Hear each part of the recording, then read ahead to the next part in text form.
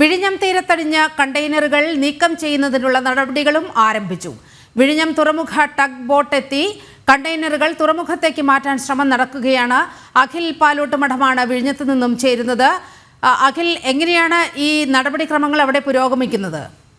വിഴിഞ്ഞം തീരത്തേക്ക് കഴിഞ്ഞ ദിവസം അപകടത്തിൽപ്പെട്ട ഷിപ്പിൽ നിന്നും നഷ്ടപ്പെട്ട കണ്ടെയ്നറുകളിൽ ഒരു കണ്ടെയ്നർ 3700 ടൺ കിലോ ഭാരമുള്ള ഒരു കണ്ടെയ്നർ തീരത്തേക്ക് അടിഞ്ഞിരിക്കുന്നത്. അത് നേരത്തെ തീരത്തേക്ക് എത്തുമ്പോൾ തന്നെ അത് ഉപയോഗിച്ച്, അതായത് ചെറിയ ബോട്ടുകൾ ഉപയോഗിച്ച് അത് തീരത്തേക്ക് വലിച്ച് അടുപ്പിച്ചിരുന്നു. ഇപ്പോൾ അത് നിലവിലുള്ളത് തീരത്ത് തന്നെയാണ്. പക്ഷെ ആ തീരത്തേക്ക് അടുപ്പിച്ചു എങ്കിൽ പോലും അതീവ സുരക്ഷാ മാനദണ്ഡങ്ങൾ അതിൽ ഇല്ല എന്ന് തന്നെ നമുക്ക് പറയേണ്ടി വരും. കാരണം ശക്തമായ തിരമാലകൾ അടിച്ചു കയറുന്നത് കൊണ്ട് തന്നെ ആ കണ്ടെയ്നറുകൾ തകരുകയും ആ കണ്ടെയ്നറിനകത്തുണ്ടായിരുന്ന വസ്തുക്കൾ അത് പുറത്തേക്ക് വരികയും അത് വലിയ തോതിലേക്ക് ആ തീരത്തേക്ക് അടിയുന്ന ഒരു സാഹചര്യമാണ് ഉണ്ടാകുന്നത്. അതെല്ലാം പ്രദേശവാസികൾ അടക്കമുള്ള ഇത് കാണുന്നതിലേക്ക് വേണ്ടി ഇത് കാണുന്നതിലേക്ക് വേണ്ടി എത്തുന്നവരെല്ലാം തന്നെ കൈകൊണ്ട് എടുക്കുന്ന ഒരു സാഹചര്യവും എല്ലാം ഉണ്ട്. പക്ഷേ ആ കണ്ടെയ്നർ അതിവേഗം തന്നെ അവിടെ നിന്ന് നീക്കം ചെയ്യണം എന്നുള്ള ഒരു നിർദ്ദേശമാണ് കോസ്റ്റൽ പോലീസ് ഇപ്പോൾ നിലവിൽ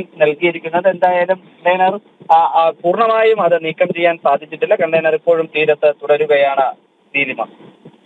ശരി, അഖിലാണ് വിവരങ്ങൾ നൽകിയത്.